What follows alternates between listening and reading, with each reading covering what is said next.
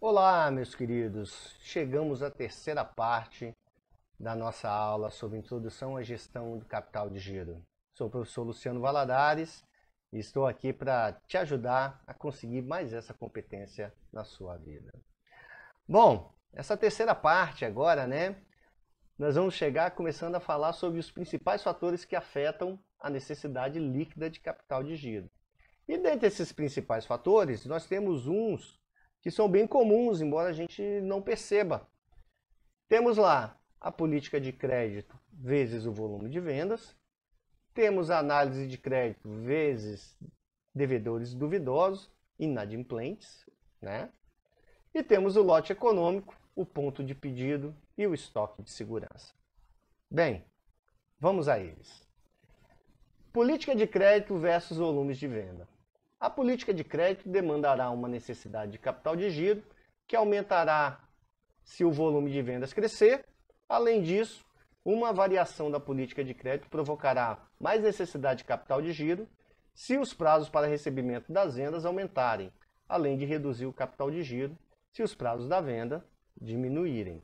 Então, o que acontece, essa variação de crédito, que provoca mais necessidade ou menos necessidade, vai variar com o volume que você está vendendo, Então, assim, quando você tem prazos muito elásticos, as vendas tendem a aumentar. Quando esses prazos não são lá tão elásticos assim, nem todo mundo pode pagar aquela prestação para ver se cabe no bolso. Então, os fatores básicos para a determinação de uma política de crédito passam por volume de vendas a ser incrementado com a adoção de uma nova política, o volume de capital necessário para fomentar essa nova política, qual o custo de capital dos investimentos necessários, os custos de oportunidade. A gente sabe hoje em dia, que às vezes a gente quer vender mais, mas nem sempre vale a pena vender tanto assim, porque tudo o gasto financeiro que a gente tem, seja de juros, seja de não estar investindo, é muito grande. E qual a taxa a ser cobrada dos clientes pelos prazos concedidos na venda. Então, é interessante que quando a gente começa a pensar em qual a política de crédito que eu vou usar, baseada no volume de vendas, então eu espero o seguinte: quando eu coloco uma política de crédito, eu quero que as vendas aumentem, eu quero que elas fiquem maior. Então, elas têm que subir o máximo possível para que eu almeje lucro e consiga honrar toda essa política que eu estou fazendo.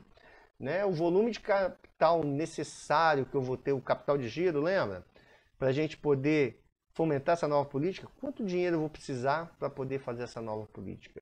Será que é muito, pouco? Quanto maior o tempo, o prazo, lembre-se que aumenta o volume de venda, mas demora mais a receber tudo.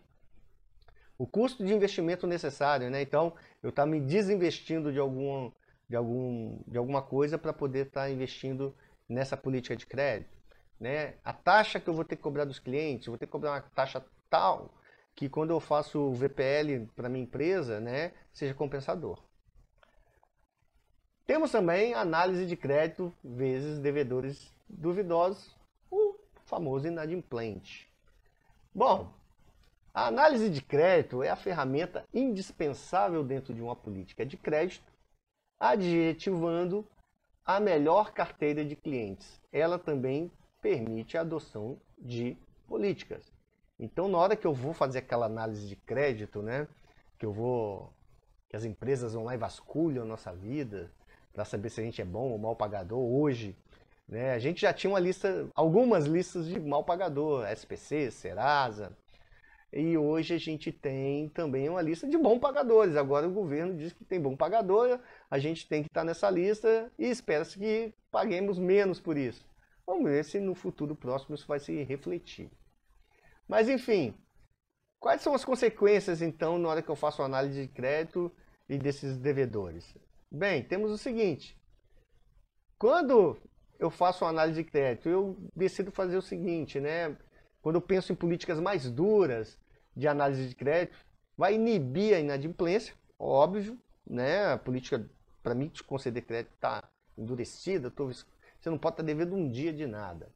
E, consequentemente, diminui a probabilidade de haver perdas com crédito de clientes. Ótimo.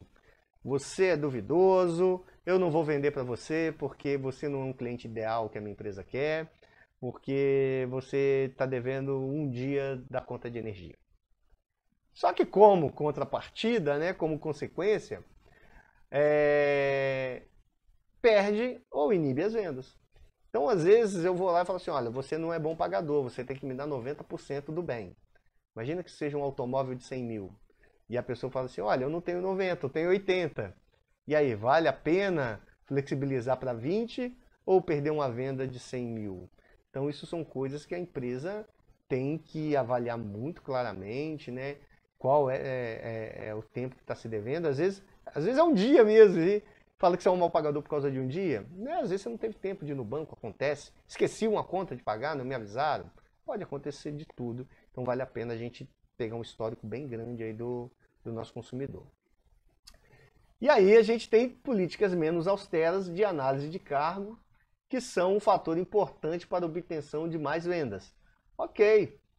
Olha, eu não olho tanta coisa, eu quero saber se você só está em dia numa conta ou outra, tá tudo bacana. Ah, eu já olhei aqui que você já é cliente antigo nosso, comprou, pagou, não quero saber como é que você está agora, mesmo tendo 5 anos que você não compra com a gente, mas toda vez que você comprou, você pagou. Ou seja, né, estou liberando bacana para as pessoas poderem usar.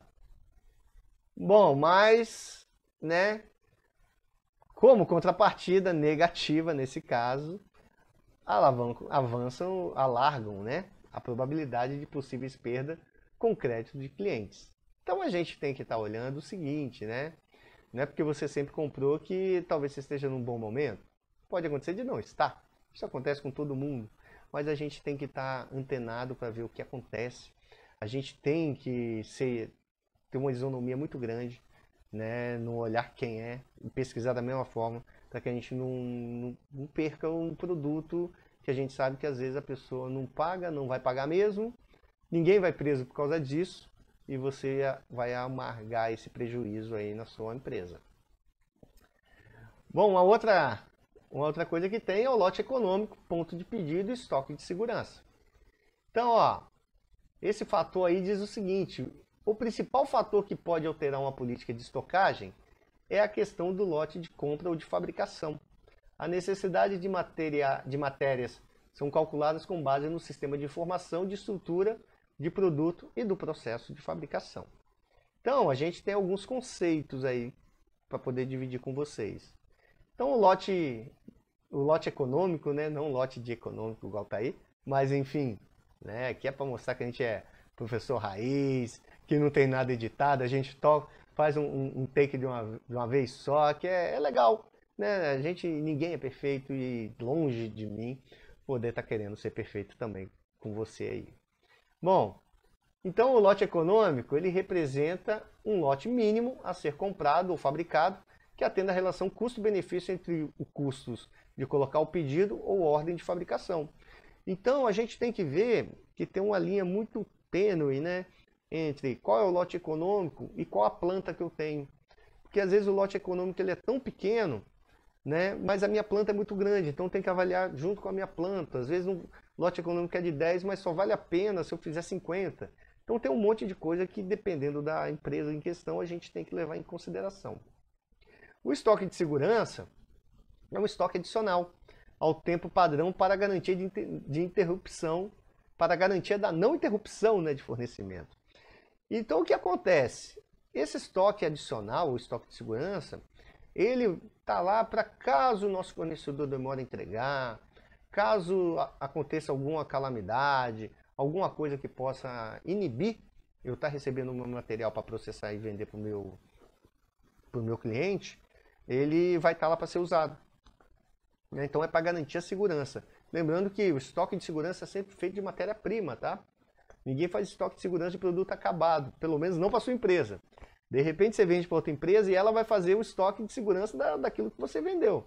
Mas para você aquilo é um produto acabado, para ela não é, paciência, vamos embora.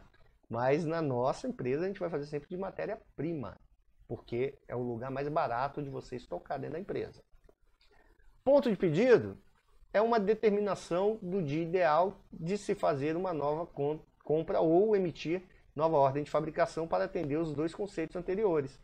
Então, quando eu estou falando de lote econômico, estoque de segurança, o lote econômico, né, ele tem que estar muito linkado ao consumo médio do meu produto, né? O estoque de segurança ele tem que ser tal que, mesmo que eu faça o ponto de pedido no momento certo, e o cliente atrase, quando o produto chegar, eu não tenho interrupção, que ele tenha se suprido. Lembrando que, é óbvio, se eu usei o estoque de segurança, o meu pedido na próxima compra vai ter que ser um pedido para repor também esse estoque de segurança. Porque se eu precisar de usar ele imediato, né, eu posso não ter o estoque de segurança total e aí eu posso deixar o meu cliente na mão, o que é muito pior, tá? Bom, temos aí agora também estratégias financeiras, hedging, derivativos, securitização e factoring. Bom, estratégias financeiras de hedging, de derivativos, securitização e factoring. O que é hedge, né? É uma estratégia de proteção como se fosse um seguro. É uma técnica usada para compensar ou proteger contra o risco. Então isso ficou muito famoso nos últimos tempos, a gente ouviu falar, né, de fundos hedge, né, que eles aplicam em um monte de empresas, de muito dinheiro, para que fique seguro, né, o mais seguro possível. Né? Não quer dizer que não pode dar errado, pode também.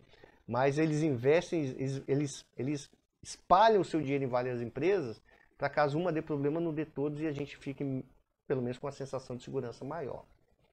Temos os derivativos, são opções financeiras cujo valor de negociação deriva de outros ativos, denominados ativos objeto, com a finalidade de assumir, limitar ou transferir riscos. Mas tem risco, tá? Para quem é mais novinho aí, que eu acredito que sejam quase todos vocês, né, a gente teve uma crise aí em 2007, 2008, justamente por causa de derivativos. Né? Então o que acontecia?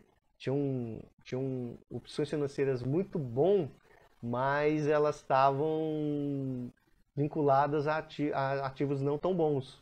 Né? E quando se descobriu isso aí, que podia ruir tudo, ruiu de fato, né? E aí deu a bolha imobiliária nos Estados Unidos. Securitização são operações em que há transferência de dívida ou de créditos para investidores que passam a ser os novos credores dessa dívida ou crédito. Né? Hoje, no Brasil, a gente usa muito a questão de empresas financeiras. Né?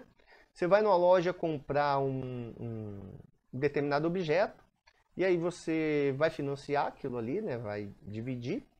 E eu quero dividir em 10 vezes, aí na hora que você olha, você não está devendo a loja, você está devendo a financeira que está fazendo a securitização para a loja.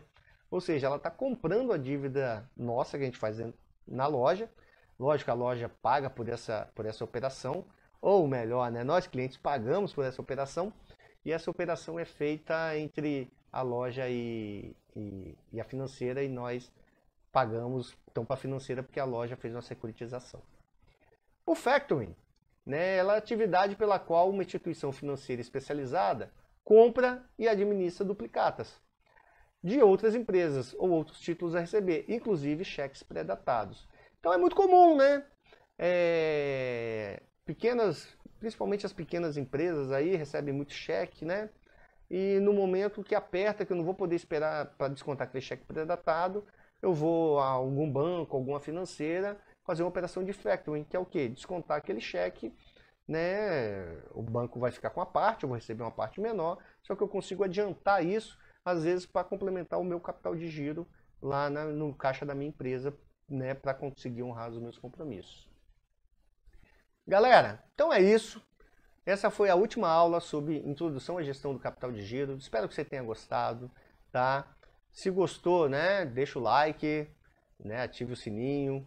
É importante essa devolutiva, né? Esse feedback de vocês, para que a gente saiba se o formato está correto, se a gente está fazendo da forma correta, se tem algo a melhorar ou não. Deixe comentários também. Tudo faz parte do jogo e a gente quer sempre rodar o nosso PDCA lá. Tá avaliando, melhorando, e essa avaliação eu conto com vocês. Fica aqui o meu grande abraço, até uma próxima, tchau, tchau.